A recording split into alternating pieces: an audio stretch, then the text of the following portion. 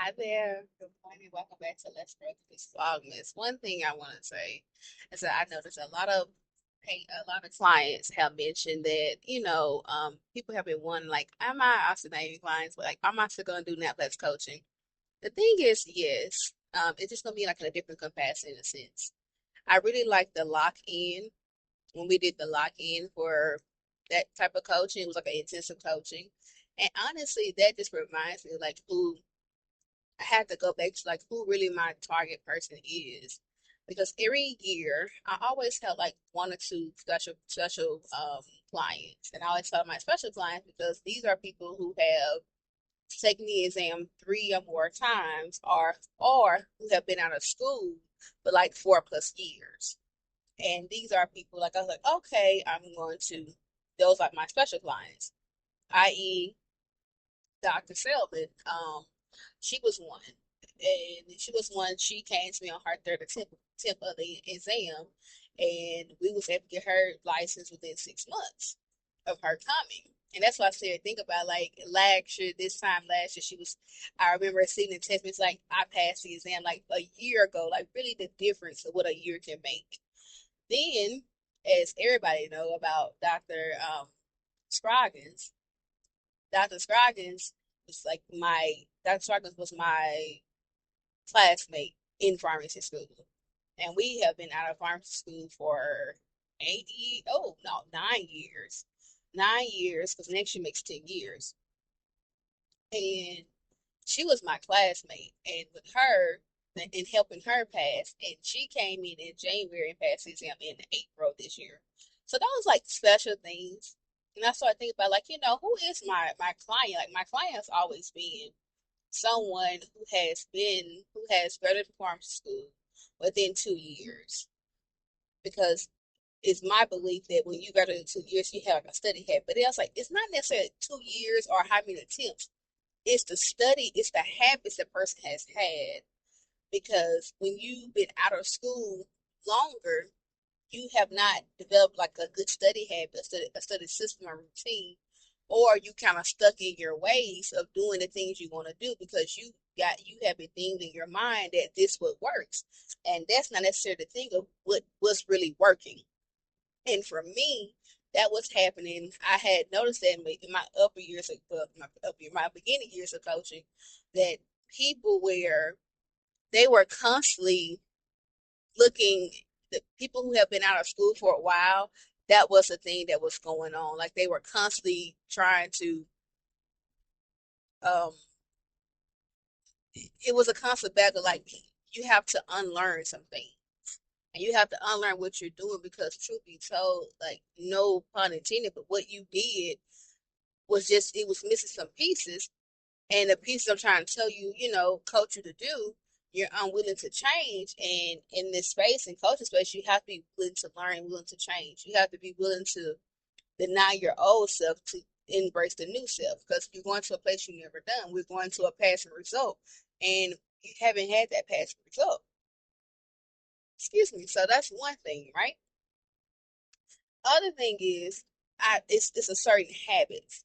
Like you have to be actively studying. Like what is your like you have been reviewing the material something, but then it's also too because something I know one of the things we have to break you from is information paralysis. We constantly look at information, trying to be perfect, and that's even one of the topics we always talk about is every time someone fails the exam, each time they take the attempt, or it's like you get hyper I'm gonna say hyper focus, like hyper perfectionism. Every single time you have to like, oh, I gotta it's perfectionism all the time. So that's definitely one. I probably check out my shades, but at this moment we committed. Anywho, stay focused. But it's that perfectionism, and then you go into being so perfection perf no, yeah, so perfect. You're trying to be so perfect that now you just stuck in information paralysis, and we stay there. And my coaching teaches you how to get out of that so we can embrace the material. And how then once we can embrace the material, we can actually now strategically learn the material to apply it to cases and questions. but that is a system that I use. And that's one of the things I've learned. But it's one of the hardest things is, and that's why I always say, like, if someone who's studying, it's a certain skill, it's certain characteristics that the person has to want and has to be at. You have to be in a place where you are fed up and you are ready to stop hide behind excuses, that you are no longer like unlocking, releasing to be perfect. Because as long as we hold on to this perfection, it's going to constantly hinder you and you're going to stay stuck in that same spot. And that goes for me. I'll even say that, and that's just in life in general, and even for me. I had I, the Naplex Play. It took me about 2 to 3 years to actually just complete the playbook. Why? Because I was trying to be perfect. I was trying to be perfect with all the things, and that's not what I should have been doing. I was trying to be perfect. Like, it has this, has that, and honestly, that's another reason why the the play the playbook's supposed to have a math book to it as well, and that's why the math book's taking too long. You know why? Because I'm trying to be perfect. I'm trying to do the math book like the playbook, and it's like, that may not be it. It may be just simply doing one aspect of it, and then adding more stuff to it. Like, who said I needed all the things? I'm putting all the things in there, but I don't need all the things. So I have to understand that too. So I'm saying that perfectionism, case in point, see, that perfectionism holds you back. And that's another time, like, I see with clients. Like, I had a client this year where no matter what, like, she just could not release, like, constantly her way. Like, it's just infectious disease. She just kept saying, I'm not ready, I'm not ready. I'm like, at what point will you be ready? Like, let's just be realistic about the situation. Oftentimes, like, we keep saying we're not infectious. Like, at what point are we going to be ready with infectious diseases? Like, really ask yourself, if I, like, what things you have to accomplish in infectious disease, say, okay, by the time I do this, I'm going to be ready. You have to really say that. Like, what things you're going to do. What are you going to accomplish to say, I'm going to be ready by this? And I'm saying it like, is it, I'm going to learn all these drugs? I'm going to, like, what is it? Because if you're trying to learn every single thing about every drug, about every bug, that's going to be like an information overload again. And now information, analysis paralysis, like, that's what's going to happen. So you have to ask yourself, at some point, when it comes to disease, at some point, when am I okay with moving on? When am I okay with moving on? I'm okay, and I'm okay with saying I have mastered what, or the question may be too, what does saying I mastered this information, what does that look like? Like, how do you know you have mastered a subject? And it can't be because I got 100% on the quiz bank. It cannot be I got a 9% of quiz bank or I got 8% of quiz bank. It cannot be that, because that is a basic level of learning to where you may not understand the information. And then maybe you can't understand the information. And it can't be I scored 80 on this quiz 3 times. You may have memorized a question. So, case in point, the question of it all, and we have derived to the question, simply put, when we're studying for the exam, and that's one of the key things that I, as a pre-qualifier question, I ask any potential client, at what point in your studying do you say, okay, I have mastered this information? At what point?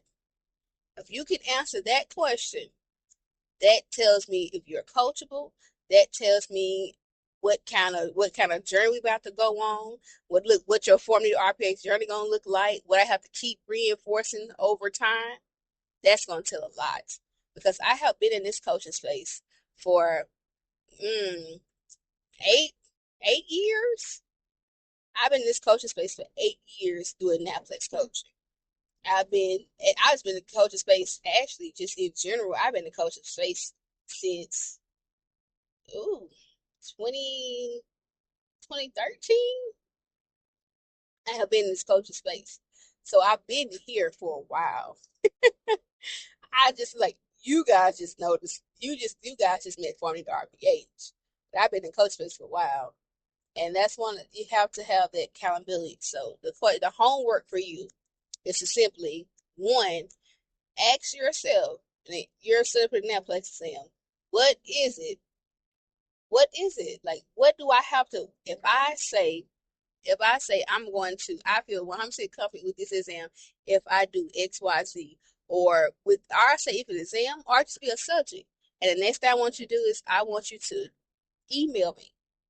Yes, I said email me. Email me. I want you to email me your response. Email me at info@formedrph.com.